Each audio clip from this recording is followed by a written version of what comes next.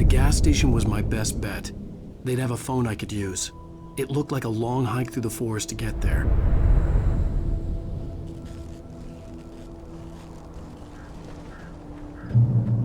Damn.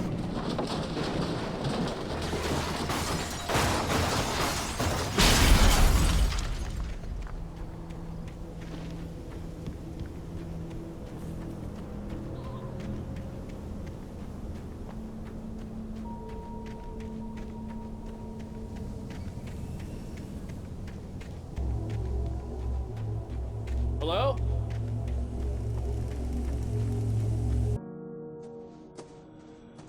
Hello? Is someone there?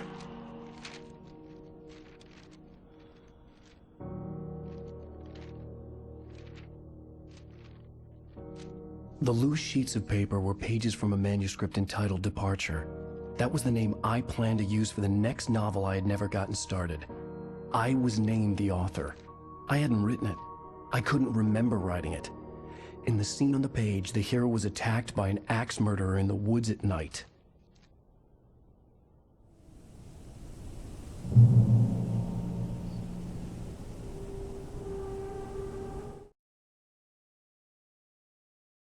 Departure by Alan Wake. The man turned to face me. His face was covered in shadows. It was hard to make him out in the darkness of the forest that surrounded us, but the axe he lifted was plain to see. It glistened with the blood of his victim. He grinned madly. The shadows were alive, distorting his features.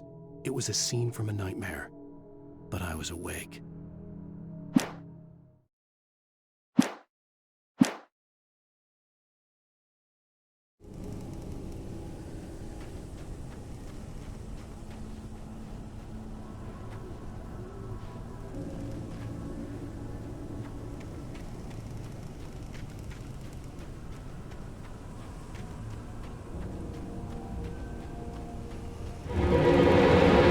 Anybody there?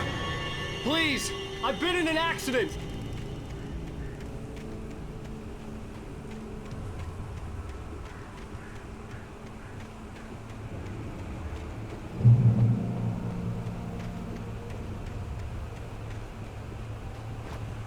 The lights up ahead were a good sign. Maybe I wouldn't have to hike all the way down to the gas station to find a phone.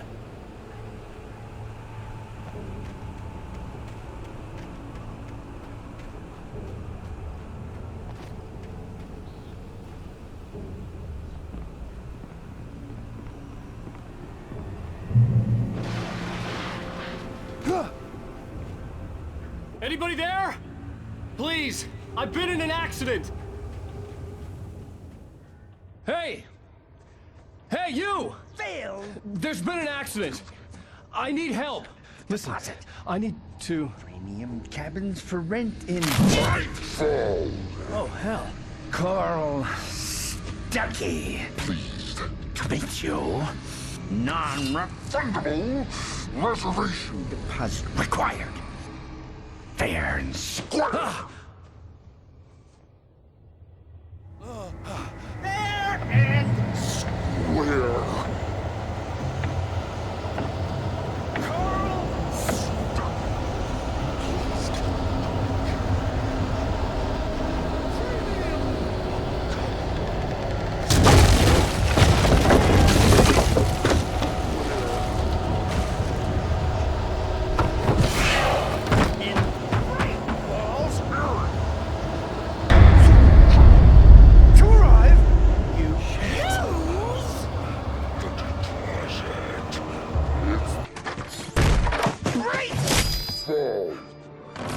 I had to figure a way out of this. Any second now, and Stuckey would be knocking on the door with his axe like Nicholson in The Shining.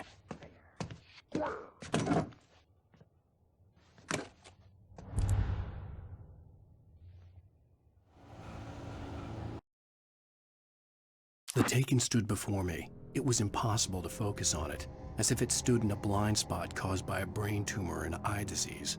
It was bleeding shadows like ink underwater, like a cloud of blood from a shark bite. I was terrified. I squeezed the flashlight like my life depended on it, willing it to stop coming any closer. Suddenly something gave. and the light seemed to shine brighter.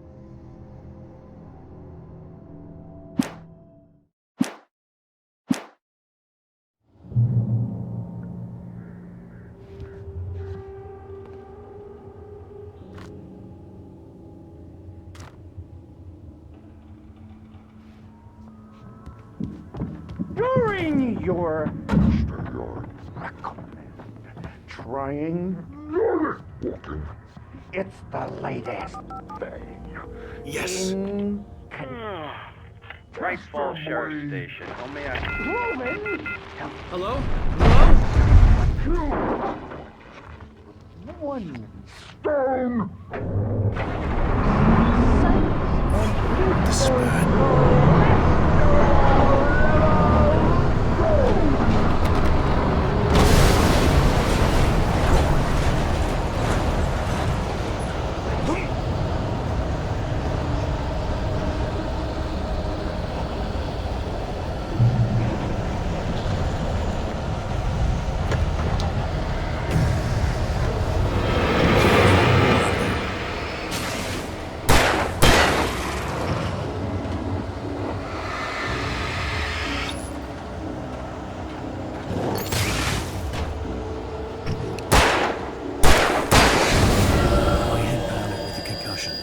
I'd never fired a gun outside a shooting range, and now I just killed someone.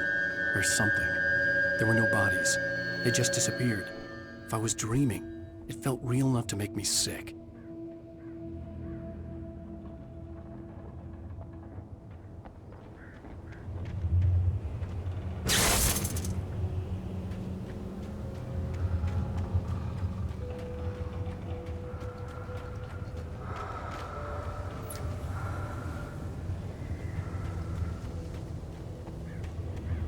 Eerie hand-painted graffiti was revealed by my flashlight. Someone had hidden a chest of supplies near it.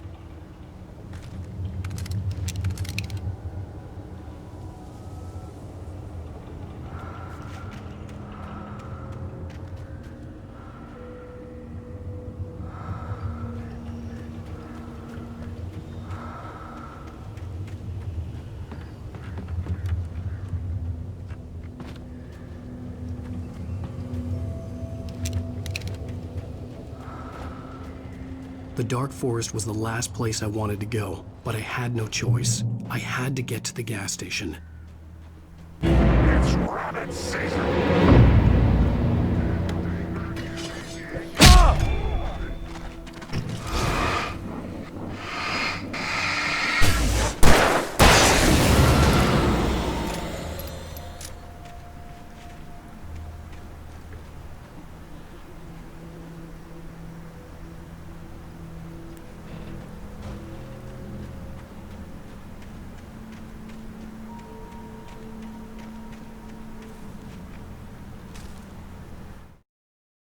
Rose knew she had been gushing, but right now, she didn't care.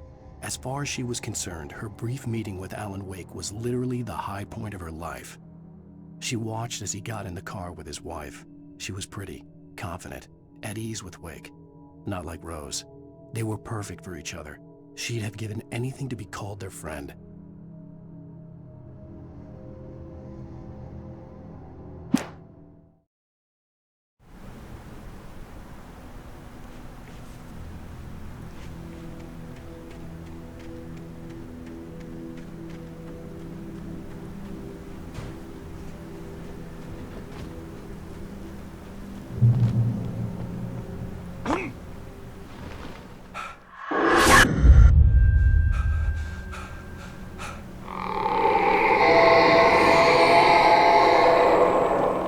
What the hell was that?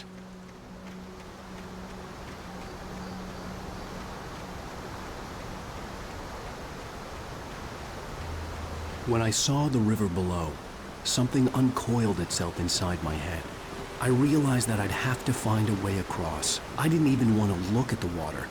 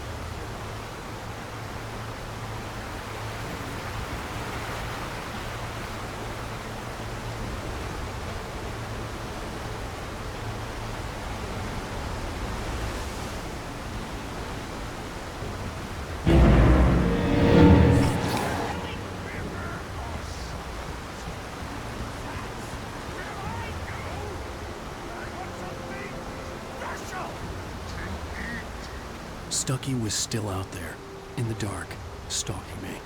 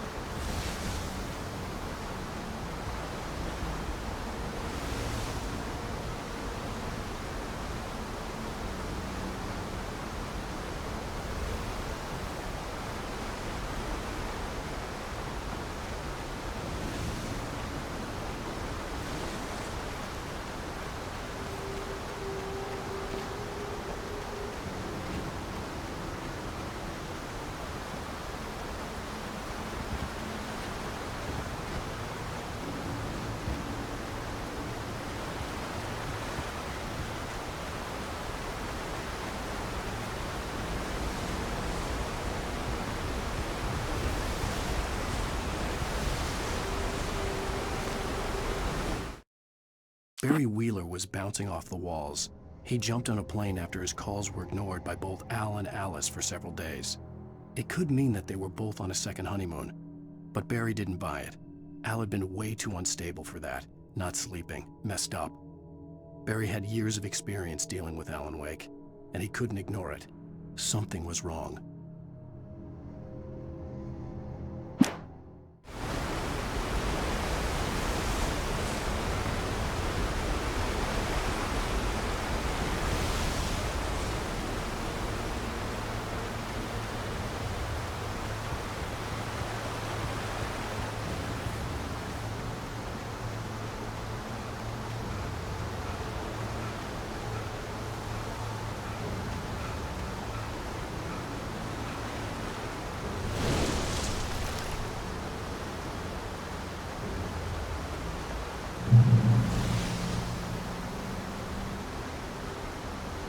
Jogging is a hazardous occupation.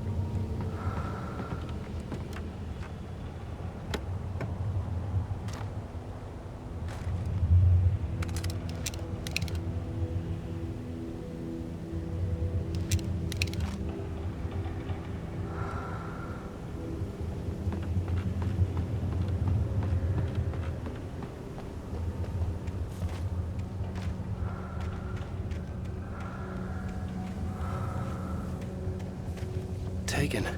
They're taken.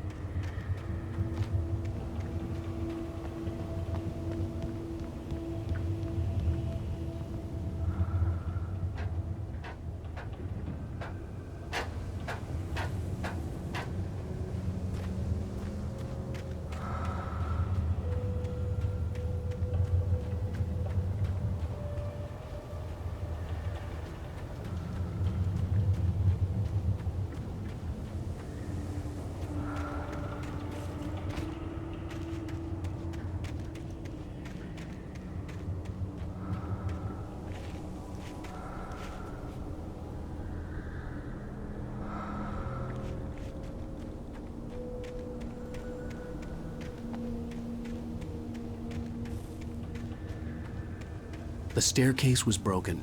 I had to make my way up some other way.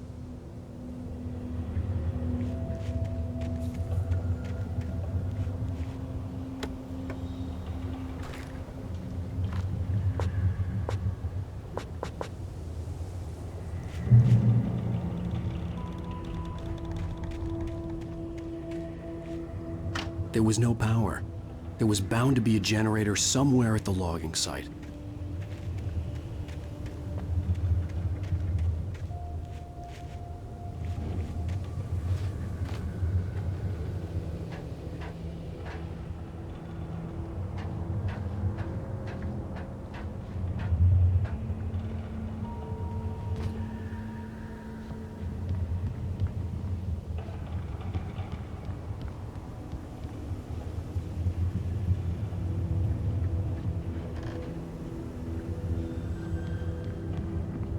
With all this forestry equipment around, there had to be something I could use to reach the top.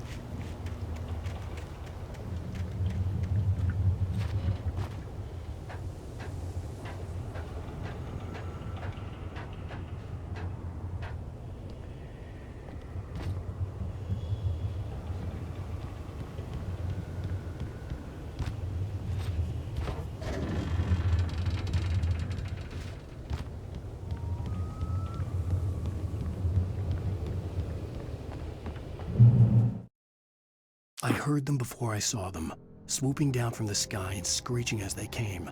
I spun around just as the cloud was upon me. For an instant, I stared into 100 dead eyes, black pearls glittering in the darkness. I raised the flashlight and the swarm exploded like fireworks. Feathers burned, turned into ash. I couldn't hear my scream above theirs.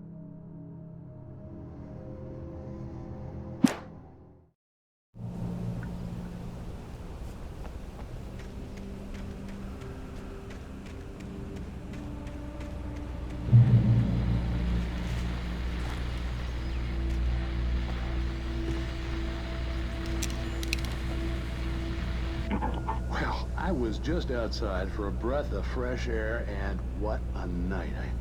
I know most of you are probably in your beds by now, but if you're still up and around, take a moment. Step outside for a spell and breathe in deep. The weather is absolutely still. The sky is crystal clear. It's like the forest is quietly breathing along with you. As you listeners know, I'm a night owl, and it's on nights like this I wish I wasn't cooped up in the studio. Makes an old man like me wish I could just roam wild. But here I am, and don't keep you company all night long if I weren't. It looks like I'm not the only one staying up late. Caller, you're on the air. Hey, Pat, it's Maurice Horton. Hello, Maurice. What are you up to? Well, I was just taking Toby on his walkies. Oh, isn't it beautiful out there? Sure, but Pat, the reason I called is that Toby heard something rumbling in the undergrowth and took off after it, and I couldn't find it. Probably a rabbit. Sure. Toby loves rabbits.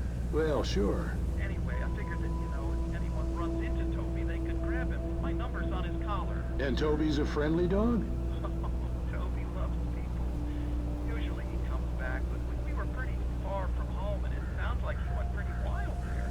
Great dog, but just too dumb for his own good. Well, Maurice, it's out there now. Hope Toby comes home soon. Yeah, thanks, Pat. You have a good night now.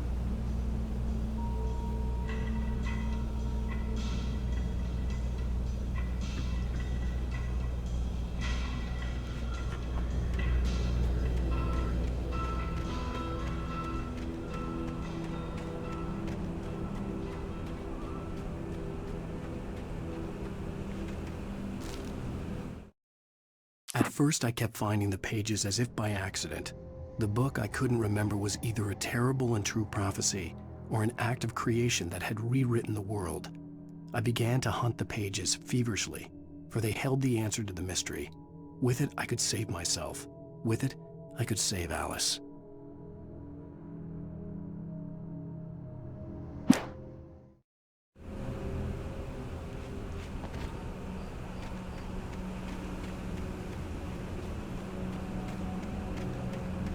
The gas station was closer now, its light welcoming in the darkness. Who makes the best dogs in the state?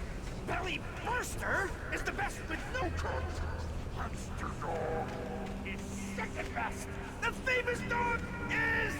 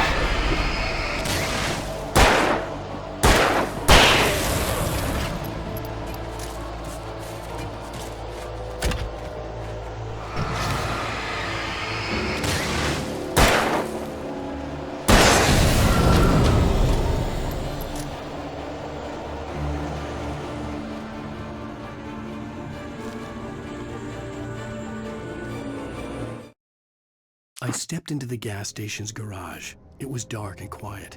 The place was a mess. It looked like someone trashed the place or that there'd been some kind of fight.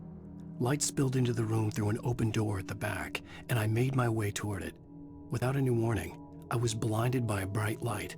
An old portable TV on the shelf had come alive by itself. Impossibly, I could see myself on the screen, talking like a madman.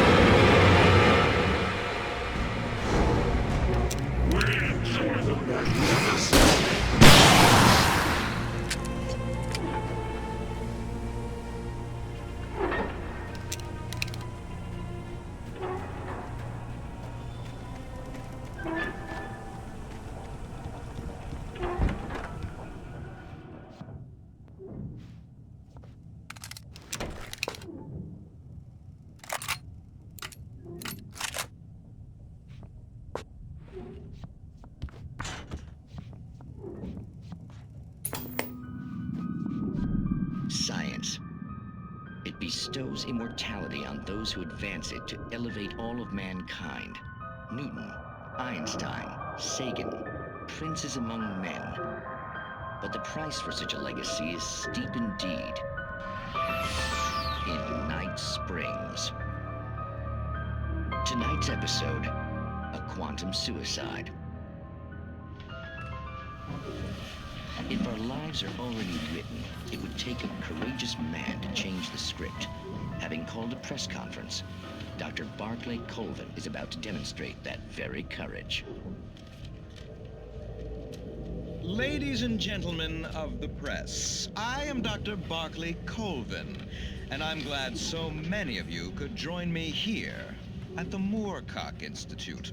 Tonight, I'm going to give a practical demonstration of the many worlds interpretation. As you can see, this is a loaded 9mm pistol. It shall be part of a thought experiment. And now, a real experiment, known as a quantum suicide. Did he say suicide? Is that a real gun? He's kidding, right? Please, stay calm. There is no risk. Observe what occurs when I place the weapon against my own forehead. Now, you might think this round is merely a dud. Not so. Observe the flower pot. And yet, I myself cannot be harmed with this gun. With each pull of the trigger, two new realities branch off. one in which the weapon didn't fire, and one where it did. With my machine here, I have ensured that this reality is always the former. I have bestowed upon myself quantum immortality. Under no circumstances can this gun kill me. So wait.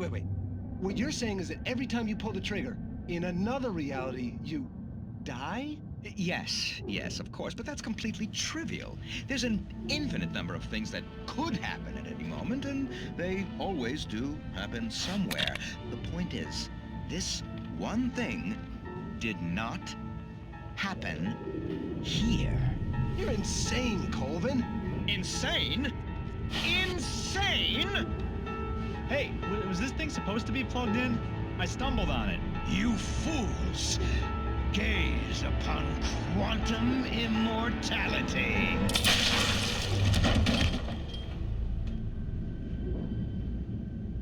Poor Dr. Colvin, felled by his own hubris or the ignorance of the masses.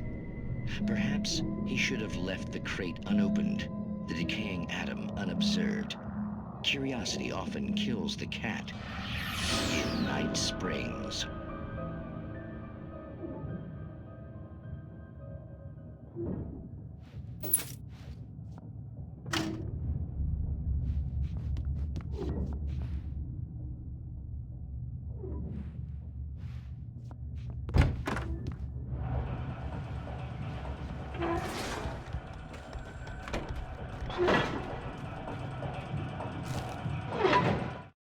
The cabin on Cauldron Lake? She asked. The sheriff looked at me suspiciously. The early morning light flooded through the office windows. I would probably never have gotten out of the woods alive without her help, but I couldn't tell her the truth of what I'd faced the previous night. She'd think I was lying or crazy. She'd lock me up, and she wouldn't help me find Alice.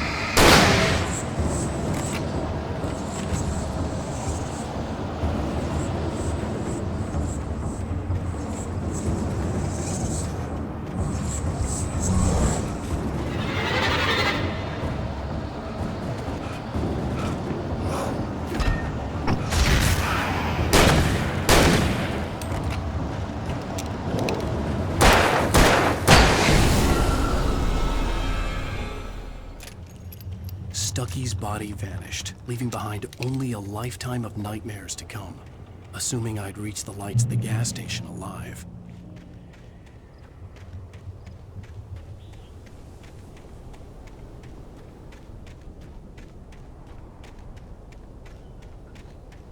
I recognized the parade float I had seen in Bright Falls when I first arrived with Alice.